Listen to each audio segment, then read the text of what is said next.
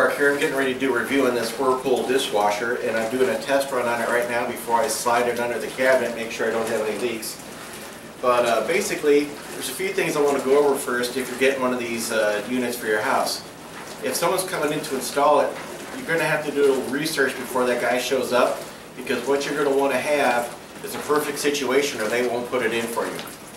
So for example, I did not have the correct plumbing fittings that this unit wants. I think most dishwashers are going to want a 3/8 inch compression fitting, and ours wasn't the right thing, and that caused the installer to leave. So what you want to do is make sure everything's ready to go before that guy gets here. The other thing you want to make sure is you got the right power.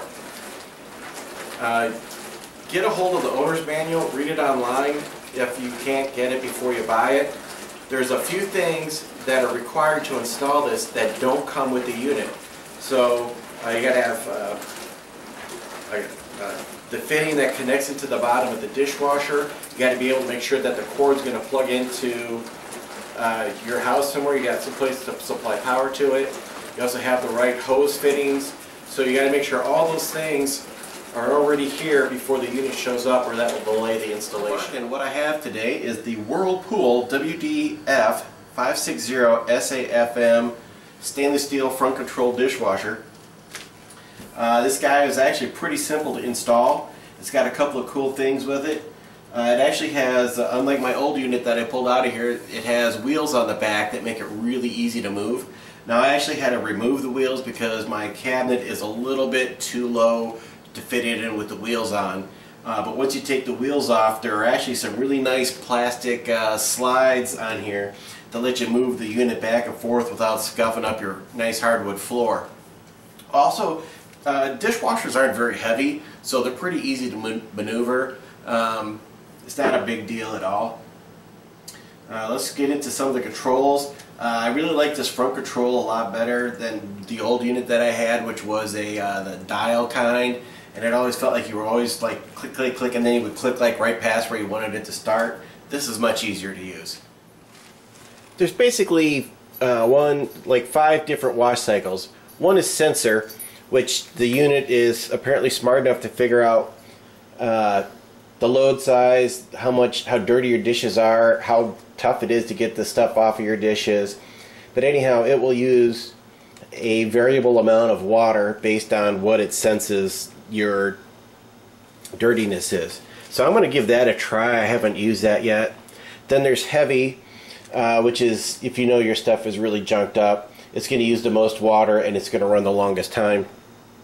And then there's normal, which looks like it runs for about 2 hours. Light runs for 2 hours, but it doesn't use as much energy, probably doesn't heat the water as much. And then there's a 1 hour fast wash. You could also delay when the washer starts. There's different rinse and drying temperatures too. There's a sani rinse, which will actually, if you wanted to rinse at a high heat, and in this case high heat I think is 134 degrees, that's all it gets up to. Most likely that controlling factor is the fact that they don't want to melt all your plasticware inside the dishwasher. You know, if this was a restaurant, they get a lot hotter. You got a high temp wash, a light dry, and a heat dry. And then you can, the unit, if you open the door, it just shuts off, and then you can hit the start resume button to start it up again. But let's go ahead and hit this button. So it's going to start out with sensor, and then you can just keep hitting the cycles button until you pick whichever one you want. So I'm going to go ahead and give it a try with the sensor with my dirty garbage barbecue. And I'm going to go with a light heat dry, and let's give it a start.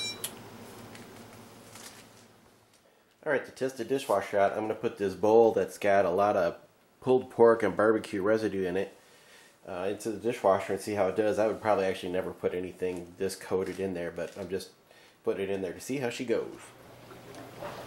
This dishwasher is so quiet your pug will sleep right next to it. Alright, the light says clean, so let's go ahead and pop her open and see what she looks like on the inside.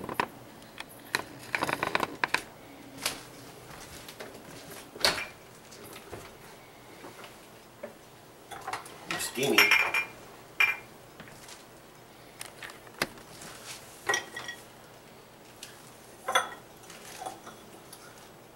Alright, that was nice and clean. That was nice and clean too, so got the barbecue out of those bowls. I'm pretty surprised. My old dishwasher would not have gotten that done.